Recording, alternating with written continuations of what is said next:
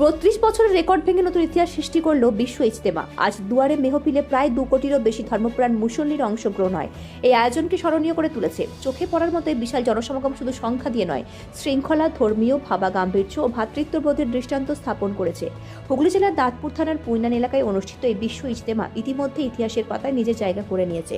ভোর থেকে বিভিন্ন জেলা ও পার্শ্ববর্তী রাজ্য থেকে আগত মানুষে ভরে ওঠে ইজতেমা প্রাঙ্গণ। তরুণ, বৃদ্ধ, শিশু সব বয়সের মানুষ একসাথে আল্লাহর দরবারে দুয়ারে শরীক হন। দুয়ার মেহফিলের সময় পুরো পরিবেশ নীরবতা ও আবেগে ভরে ওঠে। লাখো কণ্ঠে একসাথে আমিন ধ্বনি উচ্চারিত হলে সৃষ্টি হয় অনন্য আধ্যাত্মিক অনুভূতি। আয়োজকদের পক্ষ থেকে নিরাপত্তা, পানীয় জল, চিকিৎসা পরিষেবা ও স্বেচ্ছাসেবকদের মাধ্যমে সুশৃঙ্খল ব্যবস্থাপনা লক্ষ্য করা যায়। এত বিপুল সংখ্যক মানুষের উপস্থিতিতেও কোথাও বিশৃঙ্খলা দেখা যায়নি, যা আয়োজকদের দক্ষতা ও অংশগ্রহণকারীদের সচেতনতার পরিচয় বহন করে। এই বিশ্ব ইজতেমা শুধু একটি ধর্মীয় সমাবেশ নয়, বরং সাম্প্রদায়িক সম্প্রীতি, শান্তি ও মানবিক মূল্যবোধের বার্তা বহন করে। 32 বছরের পুরনো রেকর্ড ভেঙে আয়োজন প্রমাণ করল বিশ্বাস ও ঐক্যের শক্তি কতটা গভীর ও প্রভাবশালী হতে পারে। ভবিষ্যতে এই বিশ্ব ইজতেমা মানুষের হৃদয়ে অনুপ্রেরণার উৎস হয়ে থাকবে। অমিত কুমার মণ্ডলের রিপোর্ট, আমার বাংলা নিউজ।